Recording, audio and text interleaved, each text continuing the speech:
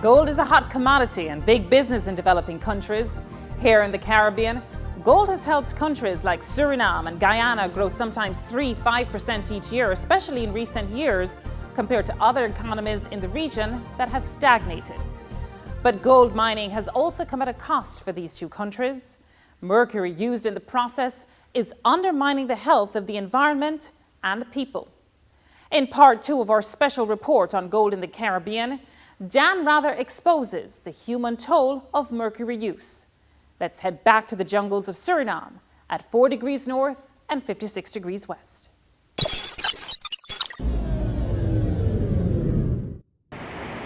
The Tapanahani River rolls along through mile after mile of Suriname's jungles. It is the only lifeline for thousands of indigenous people who live in the country's interior. It is their only means of transportation and their only source of water and food. And now, the river may be slowly killing them.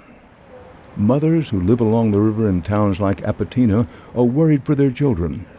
They know something's not right. People have been getting sick more often.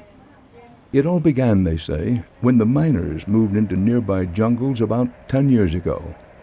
They hear about the mercury in the water and in the fish, but they don't know what to do. Dr. Tim Takaro followed the indigenous Waianan people and says that they have good reason to be concerned about the mines. It's very clear if you observe these operations that a lot of mercury escapes and enters the water systems, washes into the rivers.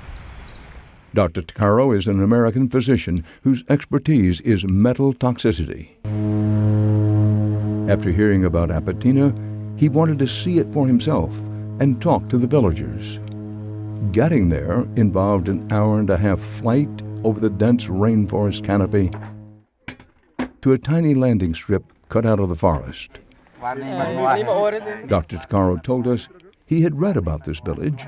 A report published in 2008 found that the people here had extraordinarily high levels of mercury in their bodies. The people in Apatina, 1/3 of the population, have levels above 20 parts per million. That's 2 times the internationally recognized safe limit. Shortly after arriving in Apatina, Takaro and the medical team were welcomed at a village meeting. They heard complaints typical of mercury poisoning and quickly decided to take over the only modern building in the village, the medical clinic. Before long, people were lining up to see the doctor. Fast as he can. Right away, Dr. Takaro saw evidence of early mercury poisoning in 7-year-old Justin Merenke, who was having trouble walking. So he should be able to stand still, but he can't when his eyes are closed. Takaro says mercury affects the long nerves in the arms and legs first. Okay, good. People can be unknowingly exposed to mercury by eating contaminated fish. Takaro thinks the elemental mercury used at the mines near Apatina is being naturally transformed by bacteria into a more lethal compound, methylmercury, at the bottom of the rivers. That's what's in the fish, and it's that methylmercury that is so exquisitely toxic. The problem is they're the sole source of food for many people here. And of course, from a fisherman's standpoint, you want to get the biggest fish because it's got the most meat. That's likely to be a fish at the higher level that has the highest mercury. Dr. Takaro says when the villagers in Apatina continually eat contaminated fish, it leads to devastating neurological effects, similar to what he was seeing at the clinic. Young Justin Merenke lives with his extended family in a cluster of elevated homes just a few feet away from the river. Justin's mother, Erna Merenke, told the medical team that the family eats fish as often as 3 times a day, every day. She told us she was worried about her son and wondered if he could die from the mercury poisoning. Dr. Takaro says the nerve damage the Merenkes are likely experiencing is permanent and irreversible, and that the children could eventually lose the use of their arms and legs and suffer from severe kidney damage. The only way the villagers can prevent their symptoms from getting worse is to immediately stop eating the fish. That is the only thing that will save these people. As the price of gold goes up, it becomes harder and harder for a government to say no. No one's going to say, oh, well, they should give up gold. But they must understand what they are trading for that benefit.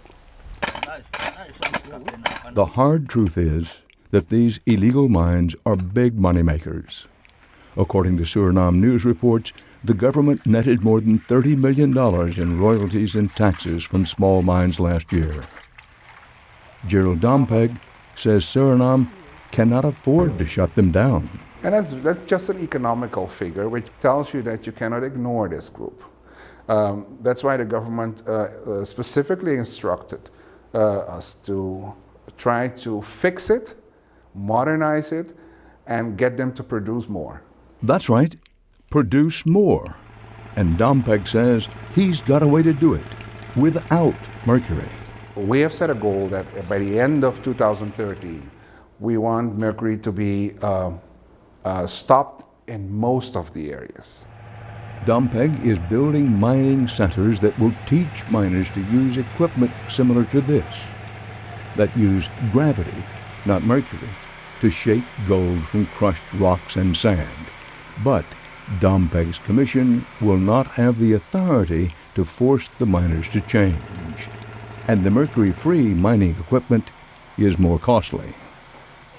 United Nations mining expert Susan Keene says mercury-free systems like this are a great start, but more mining countries must commit to eliminating mercury. Mercury knows no boundaries, so even though there might be contamination in small communities in South America, that mercury can also make its way into the tuna that's swimming in the sea that then eventually ends up on our dinner plate.